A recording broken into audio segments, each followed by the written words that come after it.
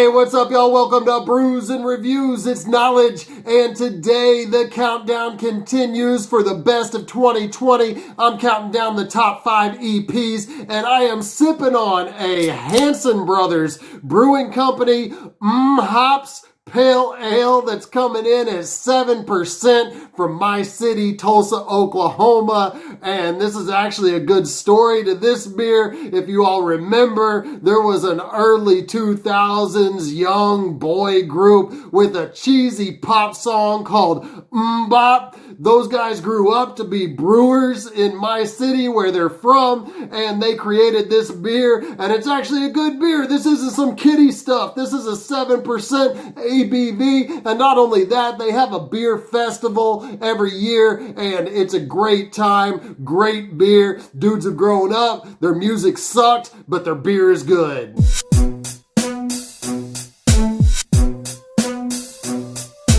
First off, I gotta say thank you again to everybody who subscribed, who commented on my content, who hit like on my content. I started this in May, so all y'all are the day ones, and I'm grateful for you watching. If you haven't subscribed yet, please subscribe. I really appreciate it. I do drop great hip hop and hops related content. I try to go in depth on all of my reviews. I'm not just some dude nodding his head to a track, but I'm really gonna break it down. So if that's something you would identify with, please hit subscribe now. Now, I had to separate these from the full lengths. As I was going through my list, I wanted to include so many of these in the top 10 albums, but they're just not enough songs to hold up to the greatest albums of the year. But these still do hold their own, given that they're just 5 or 6 tracks against some other albums that came out this year. And the mark of a great EP is to be able to pack as much in, as much feeling as you can in your music in just a few tracks.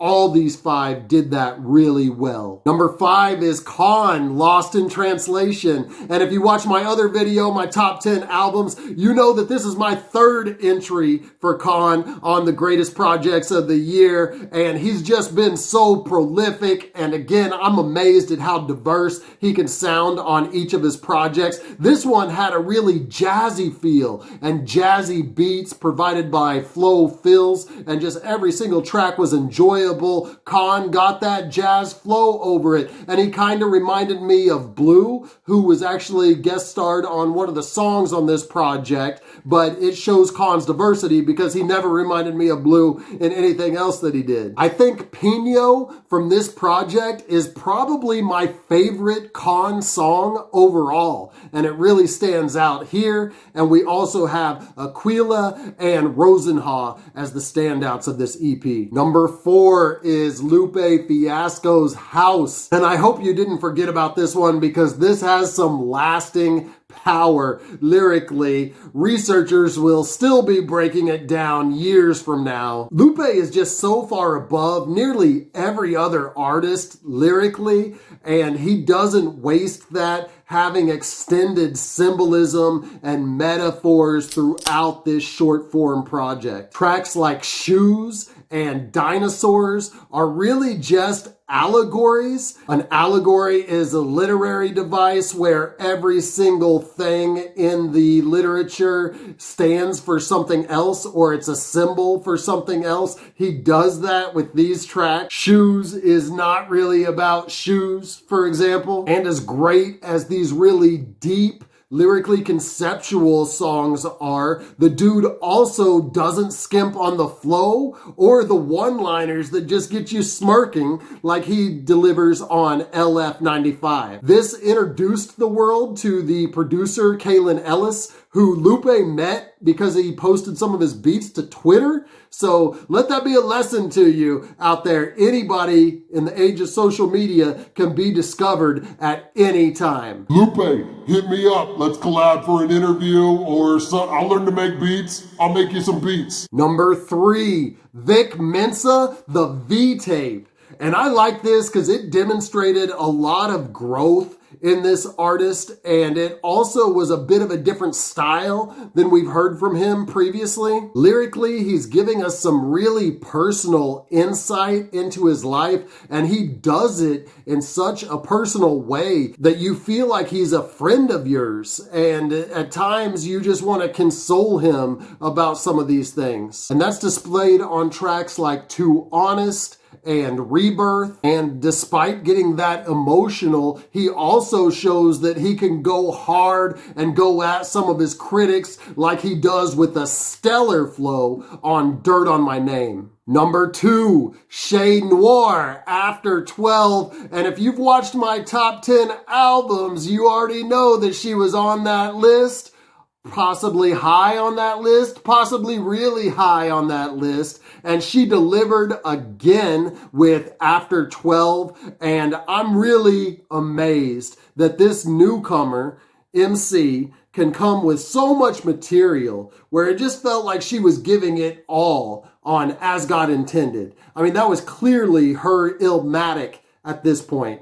And then she could follow that up just months later and still have something to say on After 12. But it's not just what she has to say, her beats shine as well, a talent that we didn't even know that she had. Apollo Brown produced the previous album. We had no idea that she could produce, and all of her beats, she got it. She's got it. Hunger Games features all kinds of wordplay from her and guests 38 Spesh and Ransom, while Moment in the Sun gets really deep with her lyrics and Ciroc and RJ Payne, who I hadn't checked out, but his verse here was so strong. That's one of those that makes you check into their catalog. And the solo track Divine Knowledge, that the beat is just so chill that it makes you want to get in the car, cruise, and just zone out, just like she's doing on the lyrics of that track. Number 1, Denzel Curry and Kenny Beats, Unlocked. It had to be number 1, and this had so much of an impact. And I really almost put this on my top 10 albums before I decided to separate it, because this EP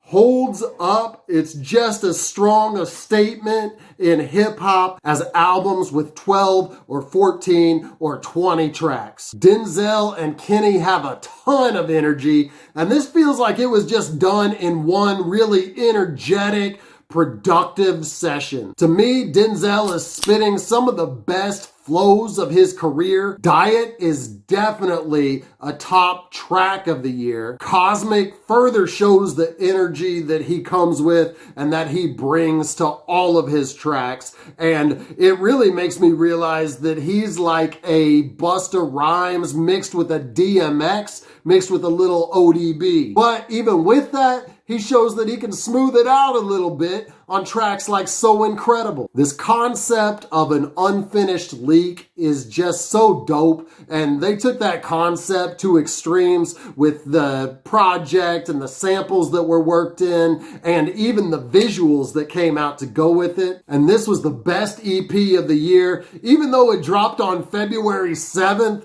when we really had no idea what 2020 would actually be about. Mmmhops. Sample that, Kenny Beats. That'll make me respect you even more as a producer. Thank you for watching my top 5 EPs of the year. Please go ahead and hit like now and subscribe to my channel. Let me know what you thought about this list in the comments. I drop hip hop and hops related content consistently, so until I see you next time, keep buzzing.